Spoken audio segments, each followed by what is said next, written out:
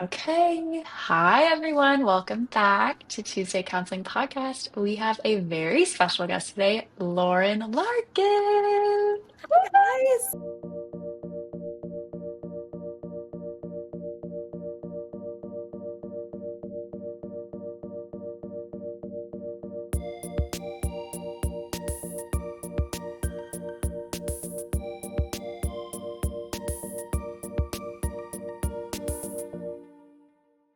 We're so excited to have you.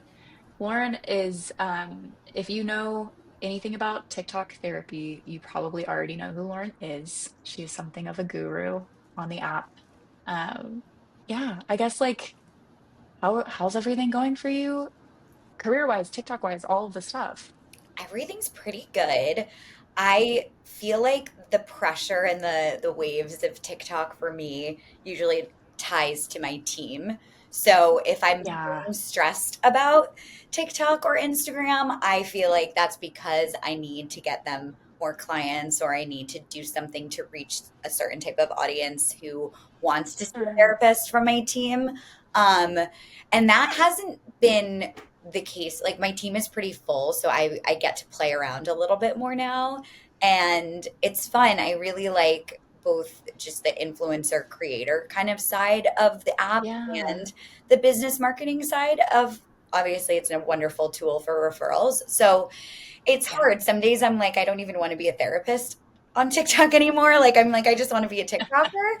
And those are the Yeah. days where it's like kind of hard to leverage an audience that you already have like into a different space to get them to like actually buy in and care about you as a person and not just the information that you're maybe always Totally. sharing, or those types of things. So I try in this era of like growing and creating, I'm trying to like balance the people are here for something, and I've like I've Hmm. brought them in for a certain value that I'm like sharing, or giving. And then, I'm trying to weave in more of my personality and like just fun stuff. So it's nice. There's no Yeah. pressure. It's not my full time job. I can't imagine how stressful it is for people who, need to go viral or need to kind of get good numbers Sure. for their, partnerships and things like that. Like it's all just kind of extra for me. And I'm really like grateful for that. And it takes a lot of pressure off when the algorithm is an algorithming. And Totally. every time I have a friend or someone who's like starting and wants advice, I'm like, dude, like there's no rhyme or reason. Like you could have Yeah. a formula and stick to it and like be known for one thing. And a lot of people are, but then there'll still be videos that just tank. Like I used to be like, Yeah. every time I do a skit, it's gonna skyrocket. And then there would be sometimes the skits just like did not go anywhere. And I'm like, I thought it was just as Yeah. funny as all the other ones, but okay. Like it's just like, Yeah. okay, like there's absolutely no Yeah. formula unless, I mean, Yeah. you've just gotten your audience to super buy into everything that you do. So those are my thoughts on that. I'm just having a lot of fun on it, which is great, and it takes a lot of pressure off. There's so much that I want to be creating and could be creating at once. That's my hardest thing, is like remembering that it's not like my full-time job and I don't have to, Yeah. some days I'm like, I wish I could wake up and live 8 hours and then wake up again and live the same day and do another 8 hours Ooh. completely different things, because I feel as though I balance really well, but I wish I had more time, if that makes sense. Yeah. Totally. Totally.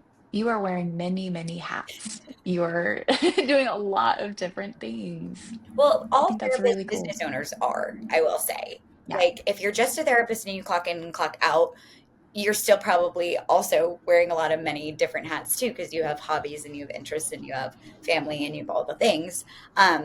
But therapy business owners, I think, absolutely like can't be successful unless they're wearing a million different hats, because you're like the PR Totally. department and the HR department and the the Yeah. admin and the all, like everything in addition to the therapist.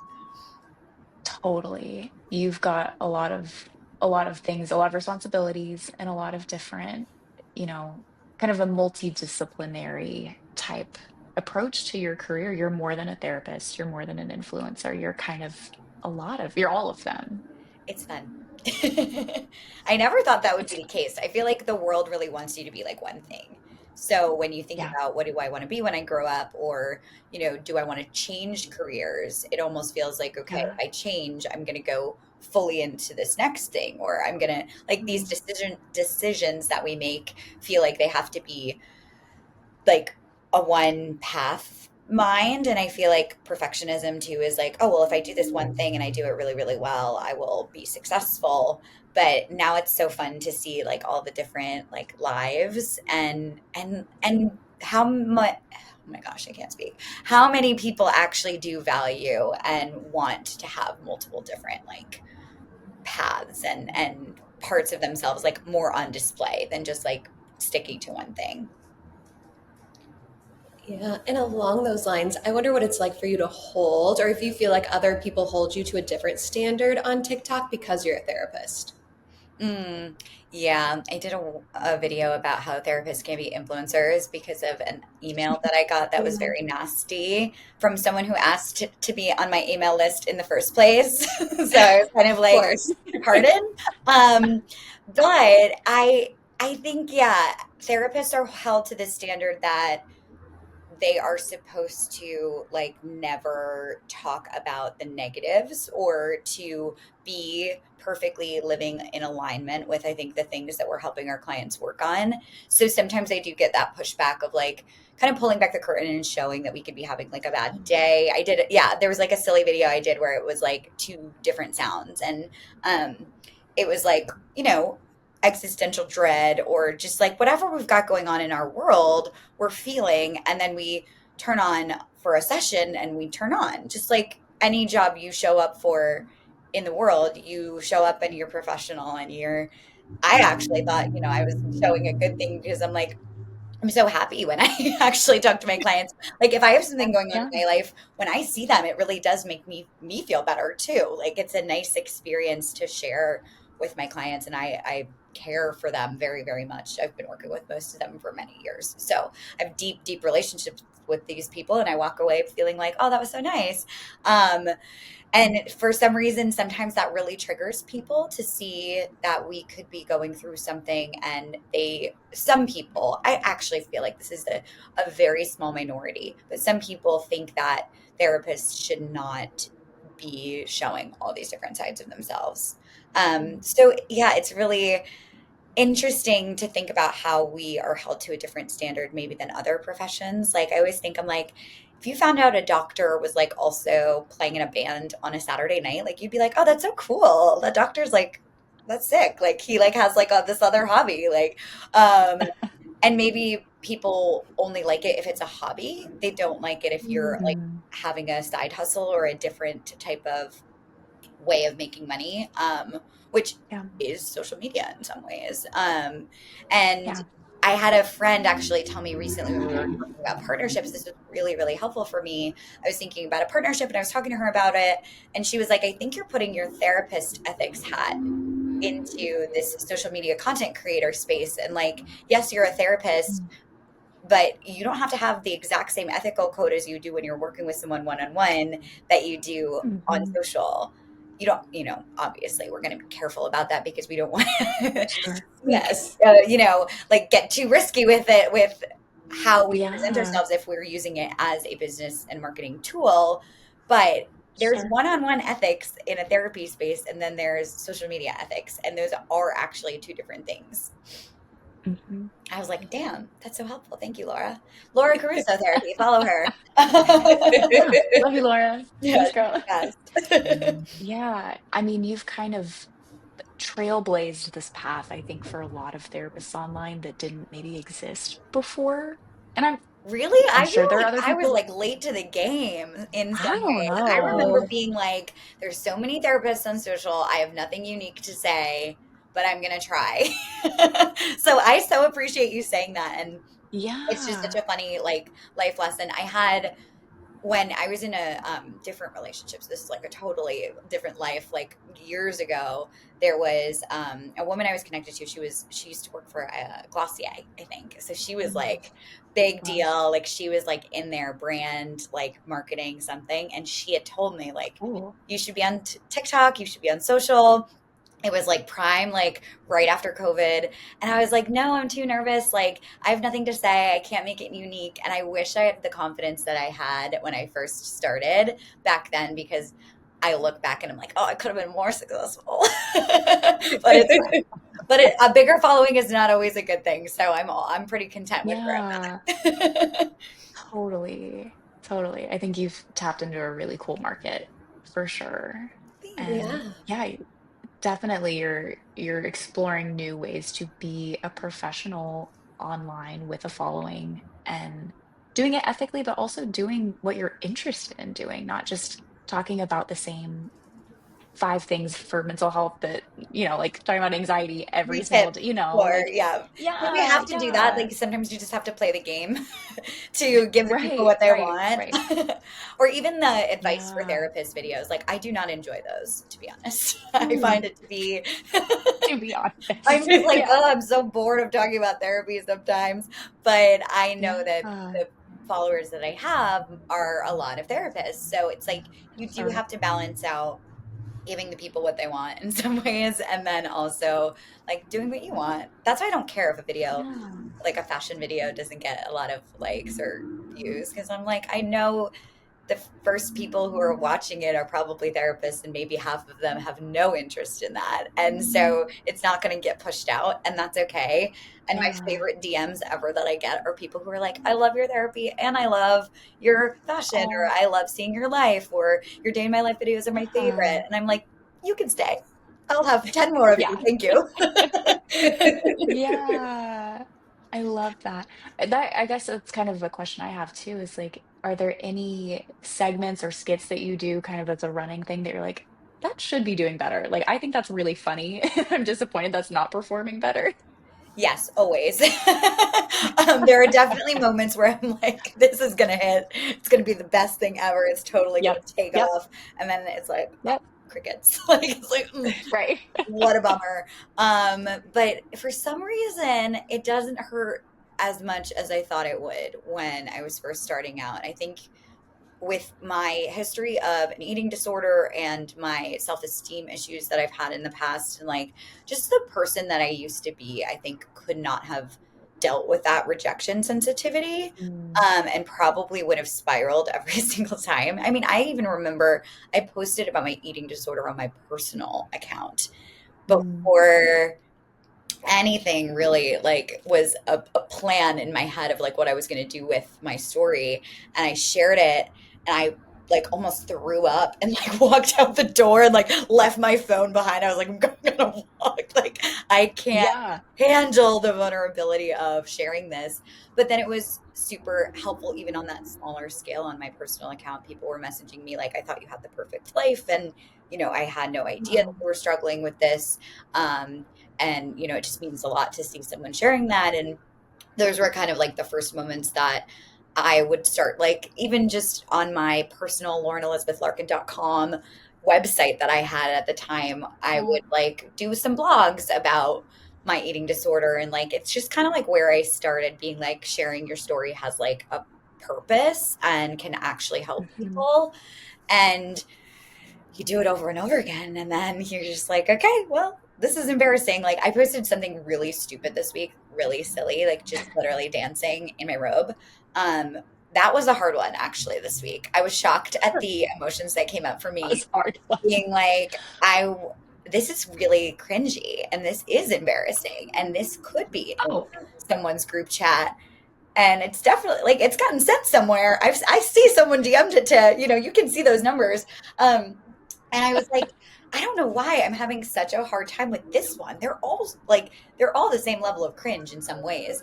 But I was like, uh-huh. this one was just silly and stupid. And for some reason it came up for me. And then I got my period, so it's probably that. But That'll do it. no one like It's that a lot happens, of you're your like, checks out. Must have been the okay, worst day okay. of my life. But it still happens, and it creeps up on me in like weird ways Mhm. sometimes. And I think it is, if that video maybe got a million views and people were laughing alongside me, maybe I would have felt a little differently about it. And it's just so interesting Sure. how the validation of having a certain number of followers or having a certain number of likes could really change the way that you Mhm. conceptualize something, even if you like it inherently.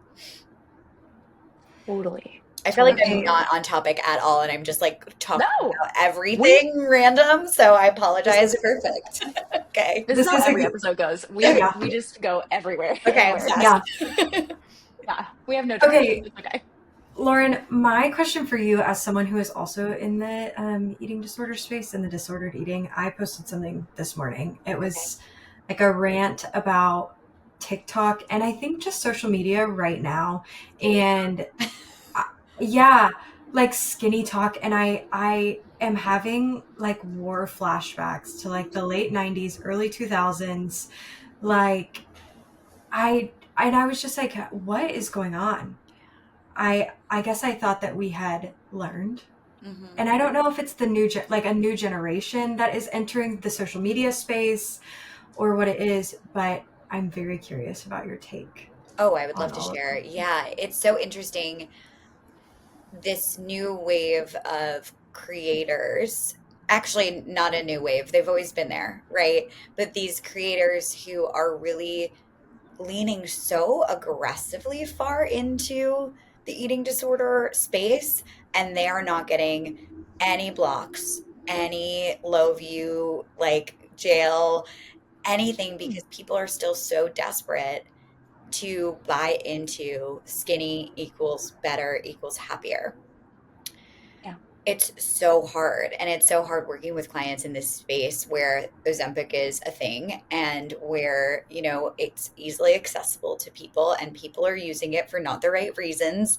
And people are even using it and saying that it's helping their eating disorder or disordered eating symptoms like food noise and things like that. So it's like there's so little long-term information, I think, that we have about the impact of all of this, even on like social media and its impact on body image and things like that. We know it's not good, right? We know it's probably very bad, but at the same time, like I don't think it's been around for long enough for us to even like have that data yet. And it's interesting. I go through um this with clients a lot, thinking through like what is our battle that we want to fight. And for me, I don't really spend a lot of time thinking about the people who are doing things the way that I'm not doing them because I could just get so bogged down and caught up in like this is not right and they need to know it and like everybody needs to know that this is not okay and this is not right. And I think I've gotten to the point where I'm just kind of like, let's let them figure it out because we all know that it's not sustainable and it doesn't lead to happiness and it's probably just going to keep cycling. If there's any restriction, there's going to be binge tendencies, there's going to be yo-yo weight like loss and gain over and over again. So it's like someone who's in that trap right now is going to stay in that trap and we can't make anybody else change unless they want to. So I think we just got to keep making the content that we make and shedding light on things like eating disorder behaviors, even if nobody's watching and everybody's watching the, person who's eating half of a sandwich and being like lunch. Or probably not even eating a sandwich at all, but I don't know because I'm not watching those videos and I'm not getting enraged by them because like it's so I just could be so enraging. It's so hard to not have an opinion, but with clients, like even on the individual level, I've worked with a lot of them to be like, okay, your aunt who's always going to talk about her diet, it's not your responsibility to convince her that, intuitive eating is the way to go or health at every size is okay, right? Like it's just like you gotta pick and choose your battles because the emotional exhaustion is something that could overtake you, you know? Yeah. Totally. But yeah, if we're in a Yeah. harmful world right now where everything's being very glamorized and Yeah. it's upsetting to watch because even though I think people talk about eating disorders more now than maybe when I was kind of struggling with mine, like, however many years ago, a long time, um, it's still like you get in trouble when you talk about those things on social media now. So we have this like issue where if you actually want to talk about the nitty gritty of what it feels like and what it is like to have an eating disorder so that you can help somebody recognize that, you're going to get consequences. But people who are out there showing their diet tips are not getting any consequences. And those are the things I think in this space that really do piss me off the most. That's my battle that I want to fight. That's the battle that I've like Yeah, really chosen to hold on to, because I think that that is not okay and that's not fair. right, right. I definitely think misinformation is very rampant. I feel like there's so much kind of glamorization or almost like fetishization of eating disordered cultures and like people that are really working through these behaviors. And so it is a really scary place probably to be getting information about disordered eating or intuitive eating or haze or any of that.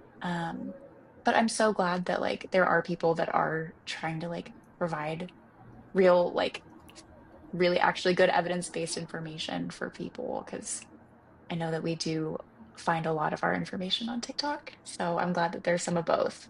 I'm so happy it exists, like, and people are talking about it. I Yeah. do remember the first time I knew that other people struggled with the stuff that I struggled with. I always thought Hmm. it was just Hmm. me, was in eating disorder treatment. So was in residential where so many Yeah. women, all different ages, were speaking to like the depths of the things that I would never have shared with anyone. That I was like, oh, there are words for this, there are names for this, and you guys all do that Yeah. too.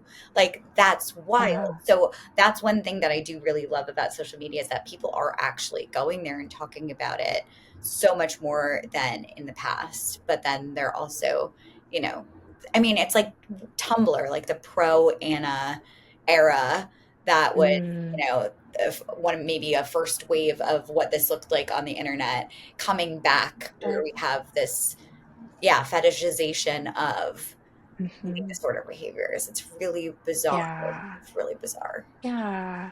Yeah. And at the same time, I'm glad that the conversation has been opened for people. I feel like the stigma around it has decreased a lot, but we still have a ways to go for sure.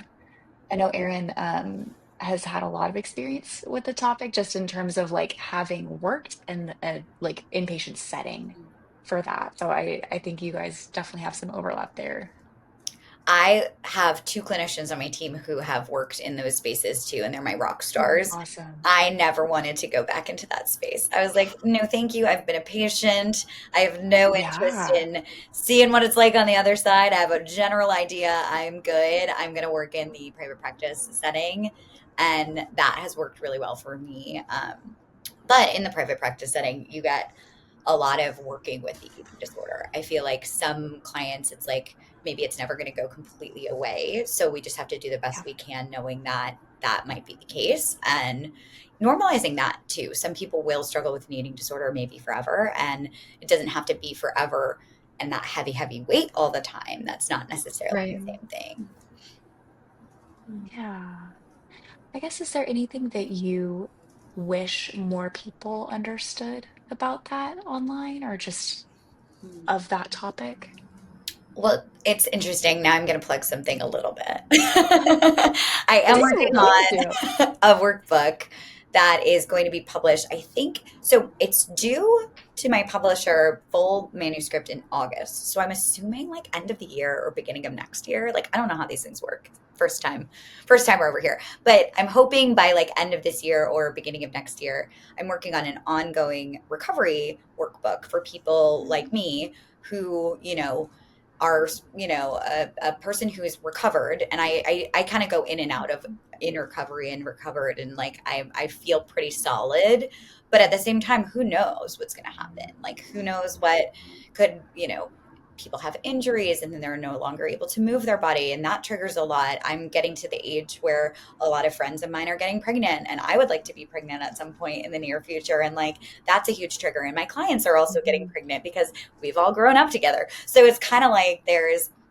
these different phases and stages of recovery that could pop back up for you. Or you could just be going through a stressful time. I remember a couple of years ago, I was going through a breakup, and I really did get thin again, to the point where it was Mm, concerning to some of my friends, and they were like, are you good? And I was like, I am good. This is not intentional. But those are the moments where sometimes a yeah, recovered person or a person in recovery has to be a lot more vigilant with their recovery. So sure. it's that accidental letting it slip. You're not actively, intentionally trying to manipulate or control your food or exercise, but maybe you're going through something and the stress of it is kind of exacerbating old habits and you're not even aware of that. So I'm working on this workbook Right. with that in mind. And I think one of the things that I got a little bit of pushback on was you are selling something, you're selling a book, Mm-hmm. and you Mm-hmm. should be selling hope was kind of the feedback that I had gotten, which was very I mean, it's helpful. It's helpful to have Hmm. people, Interesting. right, who have published things before kind of give you their 2 cents. And I was like, Sure. I understand that, but I think that's the problem is I people agree. are selling, oh, here's how you recover from your eating disorder. Done. Mhm. And I know so Yeah. many people want to hear that. And it's not sexy to say you may be struggling with this your whole life, or it's not, Yeah. maybe the best marketing tool for something like a book to be like, this is the ongoing recovery workbook, and you may have to work through it a couple of times in your lifetime. But I think that's reality. So I would rather make something that is rooted in reality or my reality, share and normalize that with other people to say it's okay if you said you were recovered and then 10 years later you're back in recovery, or you're needing a little tune up on some of the stuff that you are supposed to know or you're supposed to be done with, because that's just not how mental health works. Like, you have anxiety, you're probably going to have a panic attack and anxiety attacks like throughout the rest of your life, and that's okay. You have depressive episodes, you're probably going to have a depressive episode sometimes, and it's going to be a little uncontrollable, but it's about acceptance and living with that and like making your life sustainable around the the struggles that you've had and the issues that you have, Yeah. mentally, to so it's interesting. It's like a businesswoman versus therapist. Sometimes those two things Yeah. actually don't go together, because Yeah. maybe a better businesswoman would be like, here's my fail-proof, perfect, perfect formula Right. for you to be recovered and happy. Like, I understand that that's Right. what people probably want to see on a book and will make them buy it. But I Mhm. actually think Yeah. that's probably the biggest thing I want people to understand, is that it's okay to be struggling with stuff throughout the rest of your life. And that doesn't make you Yeah. a bad person or not strong, or you're not doing it right. You're actually doing it great. And I think the second you accept Yeah. that this might be a long road, you might actually be way happier, because you'll just like, okay, I have a little flare up, I'm having a little struggle. That's okay. That I already made it normal for me. Yeah. Yeah.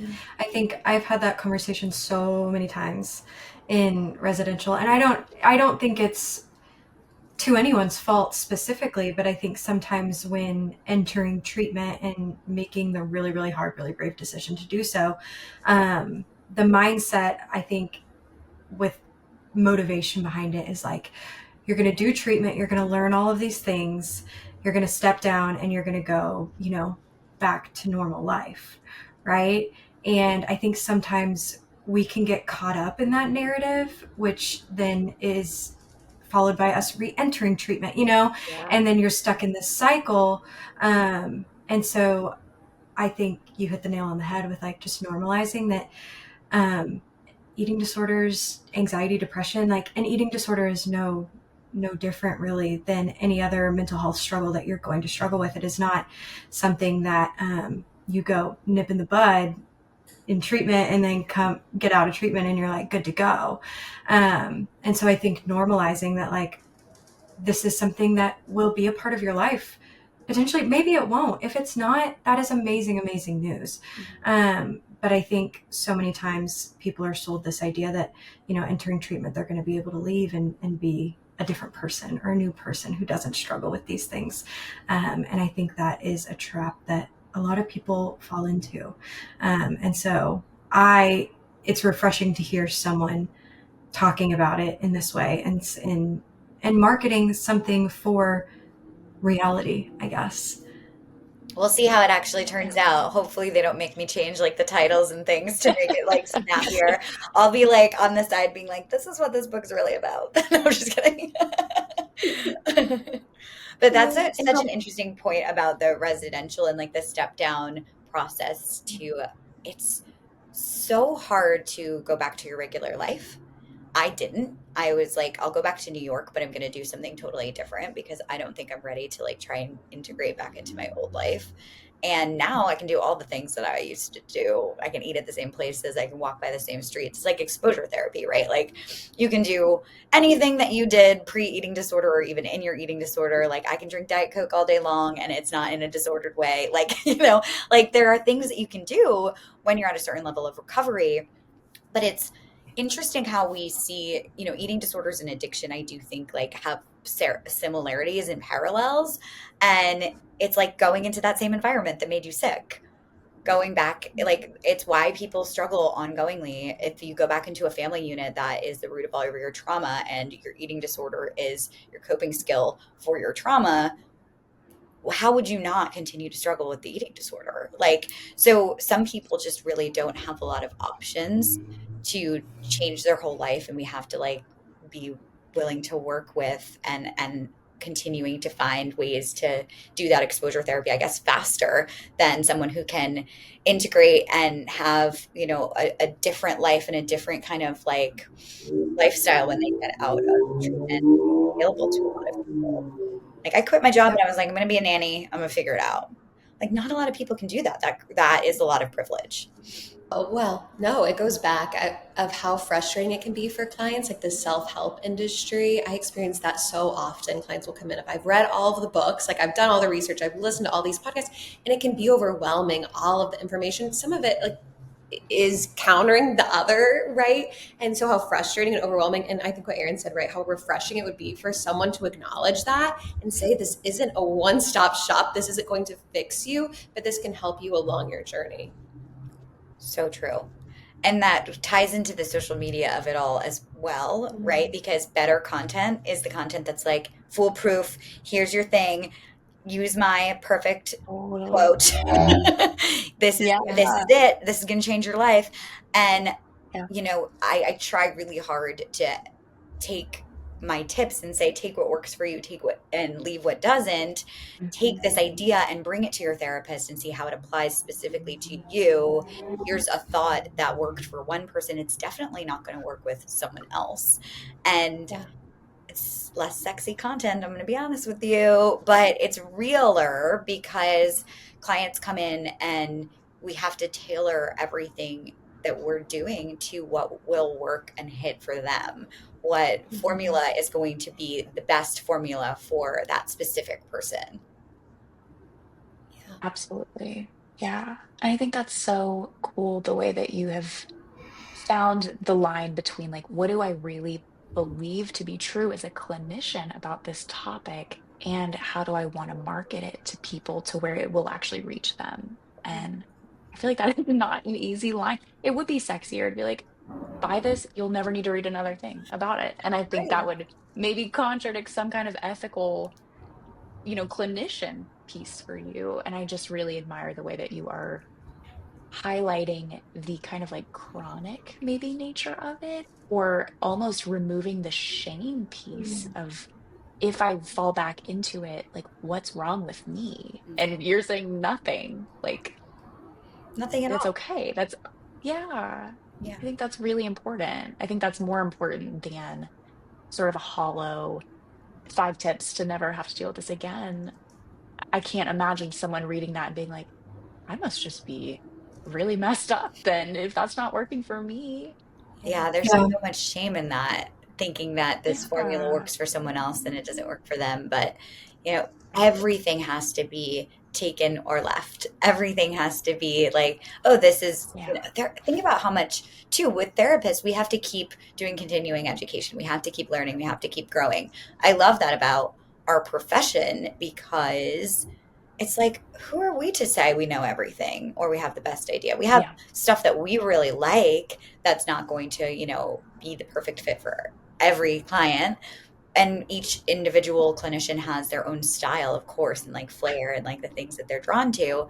But if we're not continuing to learn, we're going to be missing out on stuff that we could pull. I love pulling things from different places and being like, learning something new and being like, I'm going to use it with all of my clients this week. And then I hear myself bringing it Yeah. up with like everybody. But it's like, it's so fun to go through and like have your little toolbox as a clinician. And we tell our clients to Yeah. have their toolboxes of all these different ideas. And I'm like, let's try this. We could hate it, but let's try it together and Yeah. then let's see Yeah. how it goes. Totally. I get the feeling that you're maybe more of an eclectic therapist than like sticking with maybe one modality. Well, I consider myself relational. Absolutely, I do think I'm Okay. a little bit eclectic as well. But when I think about Sure. relational as a whole, it's that individual relationship, and the third thing that you're building in the room is the relationship between the Mhm. two of you. So if I'm not approaching that client and the relationship with that client with the knowledge of what would work and what would not work, and switching it up a little bit and changing my typical style and approach to fit what they need, then I'm, not being a very good person in a relationship with that person, right? Yeah. Totally. Totally. Well, and it sounds like you see, definitely you're seeing clients within the disordered eating space. You have to be able to offer to different demographics, different populations. So one size really does not fit all, I think, when it comes to that. Absolutely. I'm so lucky actually to have so many different types of clients on my caseload. I don't know how that happened, truly, because I think the assumption is, you attract what you are in the world. And I think Yeah. in some ways that is true. But when I look at my overall caseload, I'm like, yes, I do work with a lot of disordered eating clients, but I also have so many other things popping up on my caseload. And it does make the days more interesting, I will say, to not be doing Yeah. kind of the same thing over and over again. One, and two, it's nice to be able to move the muscles in your brain differently and challenge yourself more and not be perfect and not be the expert, because that gets a little monotonous in some ways too. Mhm. I love the trauma work the most because I think it's the most rewarding work that I do, like Yeah. working with people who've experienced trauma. And trauma and eating disorders do go hand in hand, but the meat of a trauma session from a relational lens and like building that trust and safety and then seeing what happens Mhm. when there's a trusting relationship in that person's life, and like when we start to challenge some of the narratives that people aren't to be trusted and that Ah, people aren't safe. We see just like such beautiful things happen in our clients' lives, like when some of that's unlocked. So that was a tangent on, not a question, but just a clarification of like absolutely yeah. eclectic. But I think relational Yeah. therapy is inherently kind of eclectic because you're Sure. you're creating such an individual relationship that can't be replicated.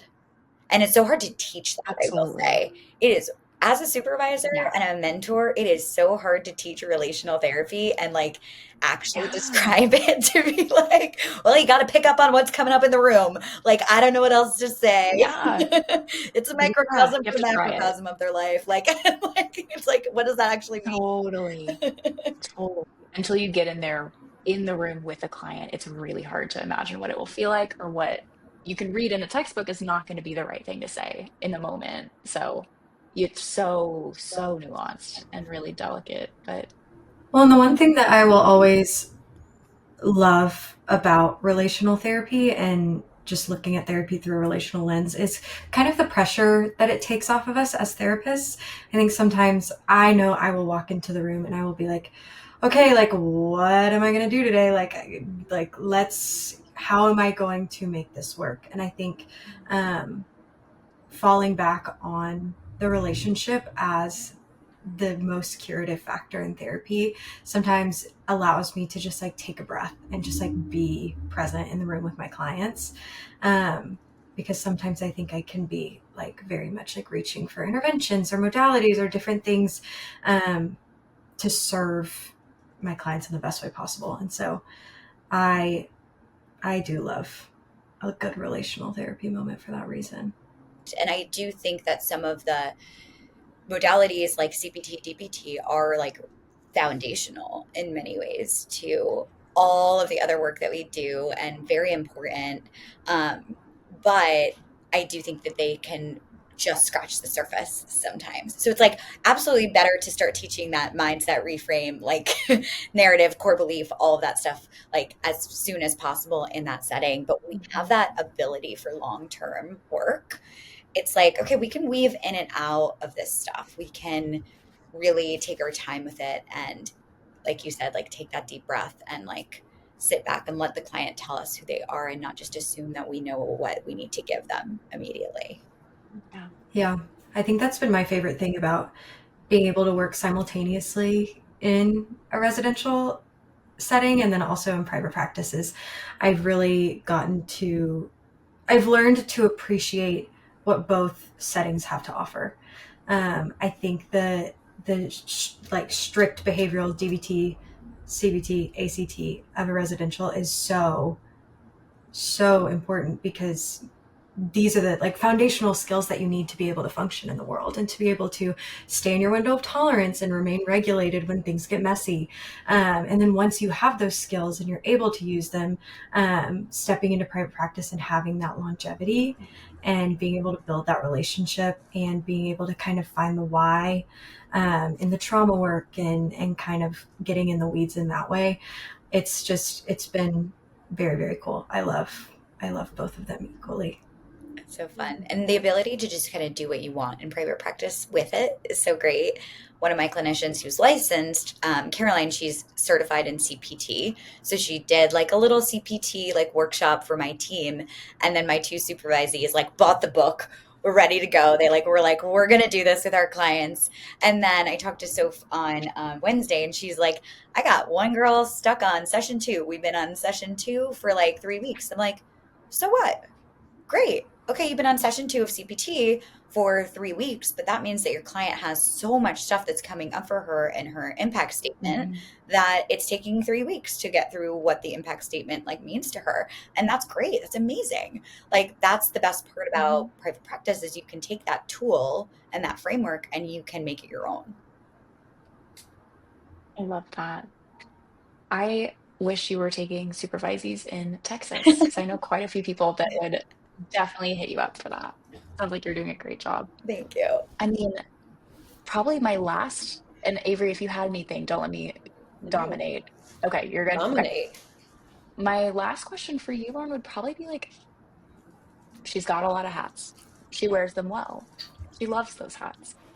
I guess, is there anything left for you that you see on your horizon? Any hats that you're going to reach for eventually? You're the sweetest. I don't know, like future goal hats and things like that. Yeah, It's yeah. wild because my word for this year was opportunity, and I'm sticking with it. Mm, I am hopeful that bigger opportunities will keep coming my way when I let, the scarcity mindset go and not try to do everything all at once, even though that's kind of conflicting with the things that I've told you thus far, because I'm trying to do a lot of things.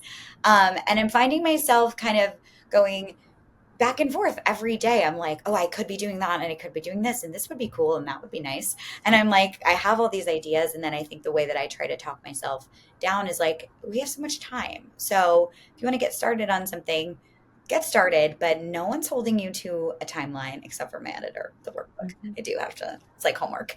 I do have to do that. Yeah. Otherwise, like any project, like I know I mentioned to you guys, I'm doing that e-course. I said I would maybe have it done by April, and I kind of want to have my brick wall behind me for the rest of the videos so that they're cohesive. So I'm like, okay, that's my only self-imposed timeline. But if I move into my new apartment and there's a white wall behind me, who cares, right? Like it's like kind of letting go of the rigidity of the goals and just enjoying the process of Mhm. creating and meeting those goals. So I think because I try to remind myself that all that I have is way more than I ever expected. And the opportunities that have come my way Ah, have like far exceeded my wildest dreams. I want to keep dreaming and I want to like aim for things, but I'm also like, let's just let it happen. And like, I try to have faith that the opportunities are going to continue coming. Um, We'll see. Like I like would love truly, it sounds so corny, but I'm going to keep putting it into existence. Like I really would love to be a more well-rounded creator and just like more well-known like as a TikToker versus like or social media presence in person than just a therapy TikToker.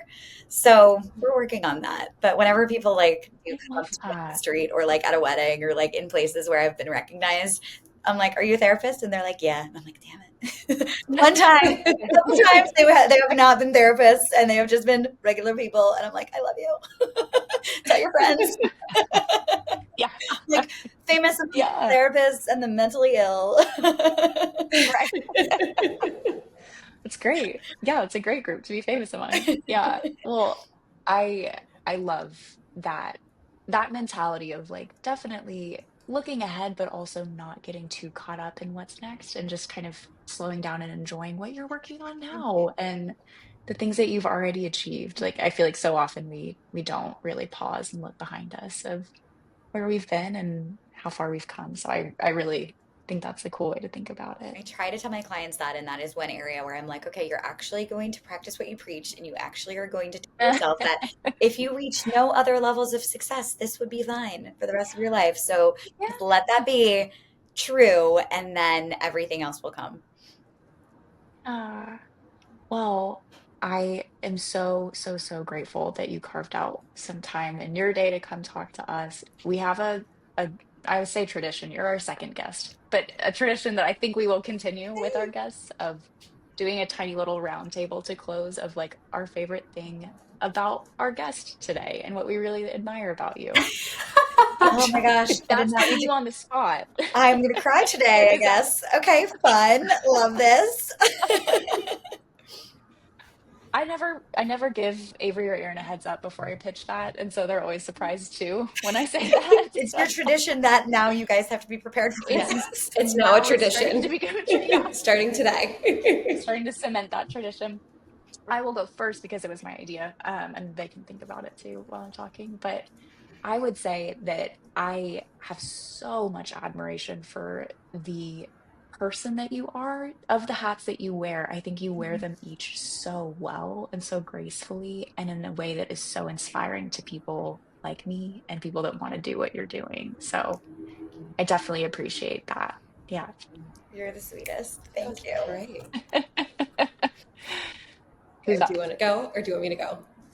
I can go. I think I admire Lauren. I think the multiplicity that you speak about, I think it is so easy. And Madeline and I have had this conversation of just like, we're therapists, but like for me, like I got an undergraduate degree in kinesiology and like being an athlete and all of these things. But when I went to grad school, I was like, okay, well, you just like have to leave kinesiology behind and like all of these things. And this is now what you are. And I think you were the first person that I have encountered that has said, like, I'm not okay with that. I want to be able to be multiple things. I want to be able to have different dreams and have my hands in different things, and I want to be able to be all of the things. And I'm going to do it whether you like it or not. I think that's something that has recently been really inspiring to me, and also just I think as someone who is on social media and is doing her best, but it's just inspiring, and I admire you in the way that you share your story and kind of just the way that you are kind of take it or leave it. Yeah. Yeah. Lauren, you were the first therapist and TikTok, or the therapist on TikTok that I ever saw. And I think I was in grad school at the time. Aw, That's So when crazy. Madeline yeah. said, like, you are paving the road for me, that was the first time that I'd ever seen a therapist show this other side, right? Like that therapists are human, and the vulnerability that you have on TikTok to connect with people has been just such a joy to watch from that point on. And I think similar to what Erin and Madeline said, wearing all of those hats and really bringing the humanness to therapists, that therapists Mhm. have lives and they have days in the life, and to really open the curtain behind all of that has been a joy to watch, but I'm sure also is so helpful for other people, whether it be other therapists or people who are not in therapy or people who do Mhm. have mental health struggles. I think it's just there's such a wide variety of people who can consume your content. Thank you so Oh, much. That is a exercise in just sitting and taking things in and not, it's actually very good that you're going to challenge your guests to do this because I think it's so easy for all of us to be like, no, no, no, no, no, let's get back to you. Like you all just forced me to like sit here and just actually like take in your compliments. And like, I can't tell you how much it means to me, truly. This was so lovely. You all are so wonderful. And oh, like I said, I was like restarting my day at 3 with my coffee and my bagel because it's like really got away from me. So now I just feel like I have a whole another day to live that is like so yeah. grounded and wonderful. And like you're all so calming and sweet and great. And I am so happy to have met you both today and to see you again, Madeline. Thank Yeah, you've got big fans out of the three of us. We're really grateful that you were able to come on. So yeah, if you don't already follow Lauren, it's tell me the at again, or maybe you say it LEL therapy. yourself. Yeah. LEL Therapy. Go follow if you don't already. And especially if you're not a therapist, if you're just a Yes. lay person, We just really we want normal love. people who are not there. No, Yeah. I love my therapist followers too. I promise. I promise. I promise. Uh-huh. Uh-huh. Yeah. Okay. Well, thank you for listening, and we will catch you next week with a normal episode, and we will see you soon. Okay. Bye. Bye.